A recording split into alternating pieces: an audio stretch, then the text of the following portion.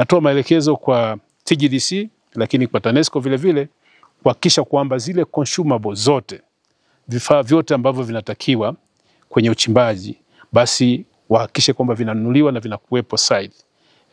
Hatutaki kuchelewa kwa sababu ya kusubiri kifaa kuna vifaa ambavyo vinaweza vikanunuliwa in bulk na vikawepo hapa site ili kuhakikisha kwamba shughuli za uchimbaji zinaendelea.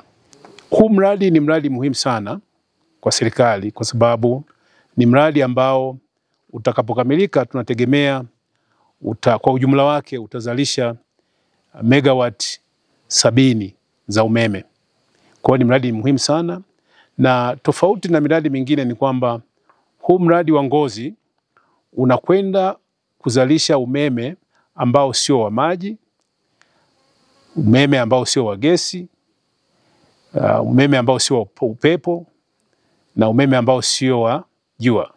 Lakini tutaenda kuzalisha umeme ambao unatokana na joto ardhi. Kwa Kiingereza tunaita geothermal. Sasa hii ni muhimu kwa sababu huu mradi tunatekeleza ile sera ya nishati ya mwaka 2015 ambayo inaitaka nchi kuwa na nishati mbadala au nishati mseto, kuwa na vyanzo mbalimbali vya nishati.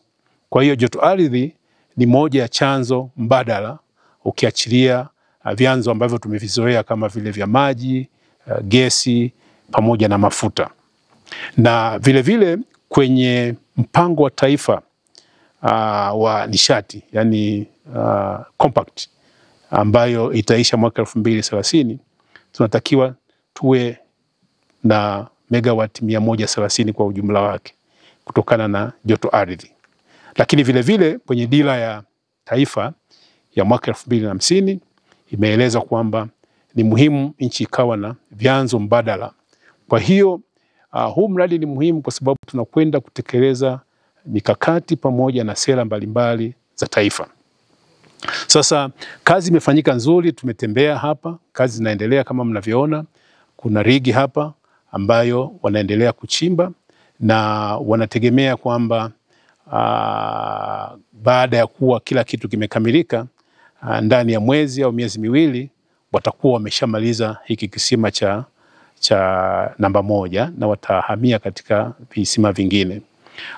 Labda tu niseme ni kwamba kuna vitu ambavyo wanasubiri kwa sasa hivi, wanaita consumables ambazo zinatakiwa zifike hapa, na tumetoa maelekezo kwamba manunuzi ya hivyo vifaa yafanyike mara moja ili kuweza kuendelea na uchimbaji na kuhakikisha kwamba uchimbaji unakamilika mara moja.